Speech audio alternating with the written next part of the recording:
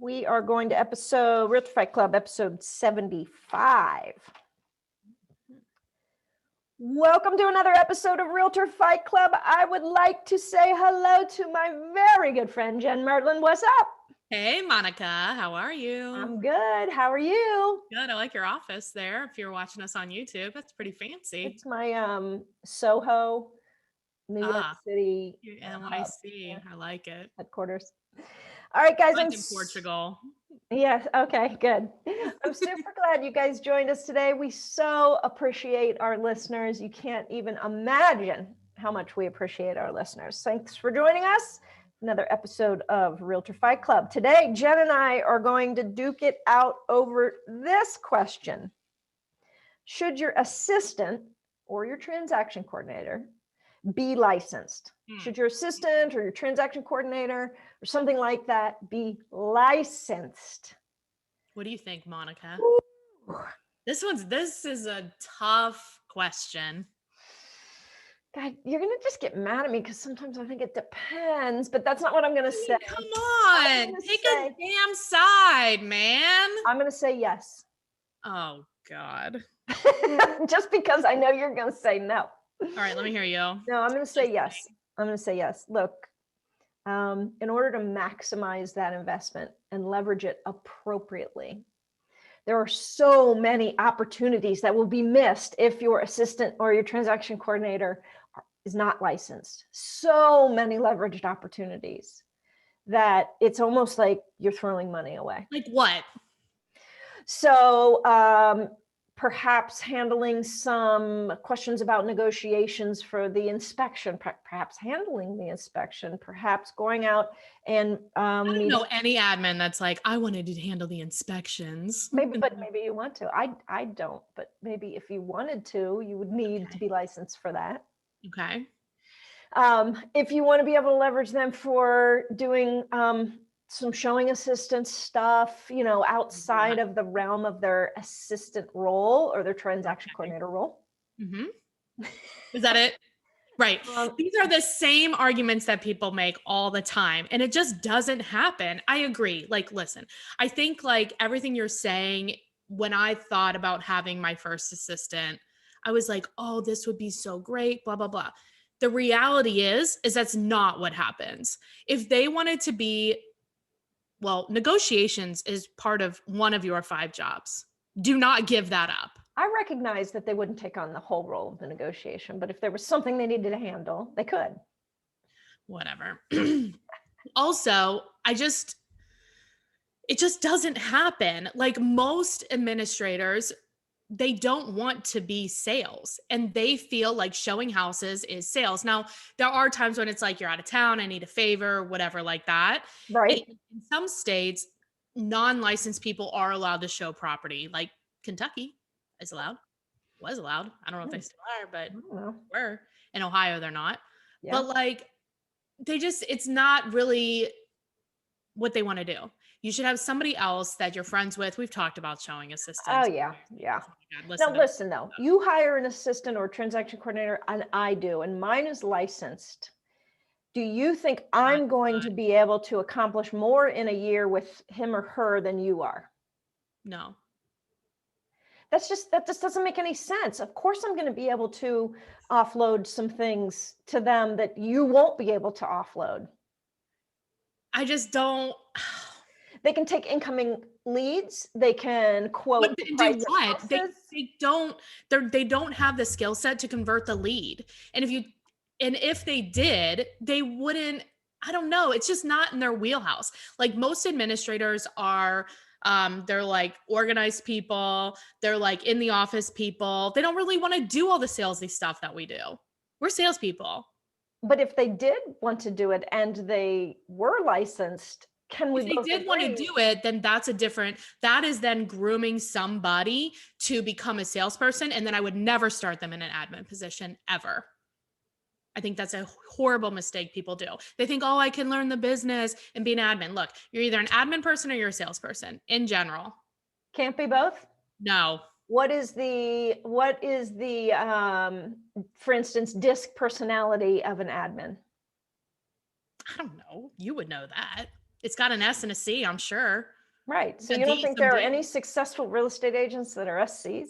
No, I think they are. And I think they can be, but that's a motivation issue. I don't think they should. What I said is, I don't think they should start out as being an admin if they want to be in sales. Mhm. You either want to be a salesperson or you want to be an administrator. You cannot be both, because if you start off as a salesperson and you want to be a salesperson, you say, well, I want to learn the job and I want to like be an admin for somebody and learn it. You will never get out of that role ever. You will be stuck.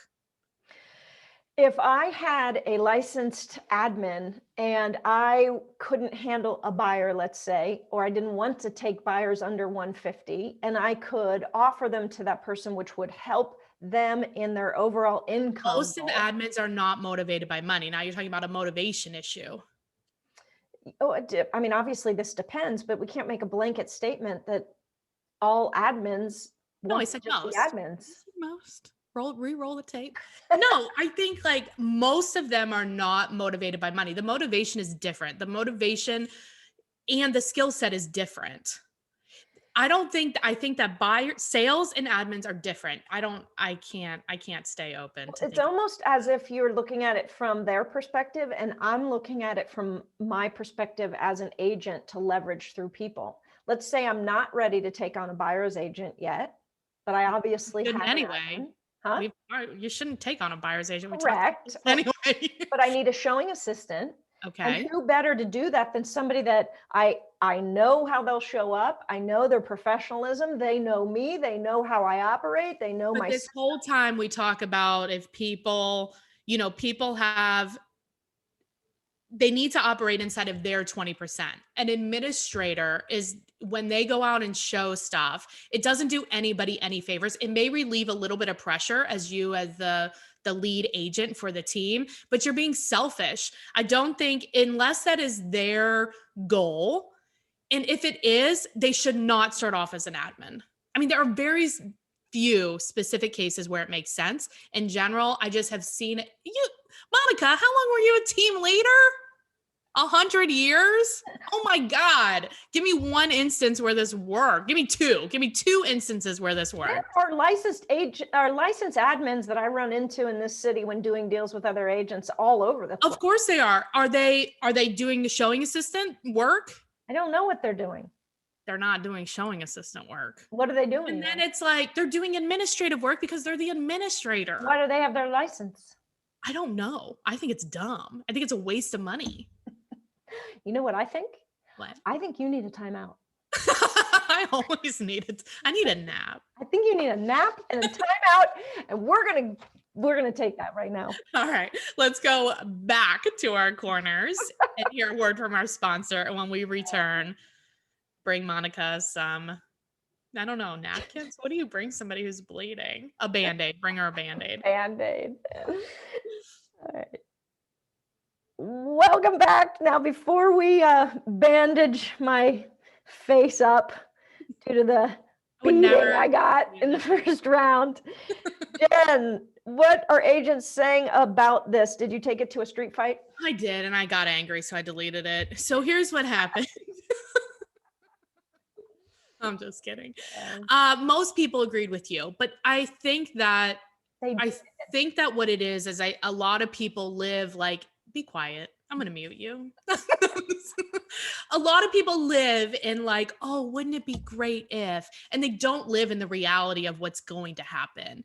And who's going to pay for this license? Because guaranteed your administrator doesn't want to pay for it. Who's going to pay for the CEs? What are they? You think they're motivated by money because you're motivated by money. Are they motivated by money? Probably not. Now, let me ask you this. Do you think that if they weren't motivated by money, but obviously they're working for money, that's why everybody works for money, but that doesn't mean you're motivated by money. I understand. But if they're licensed, they are able to participate in referrals. They can get payment for referrals.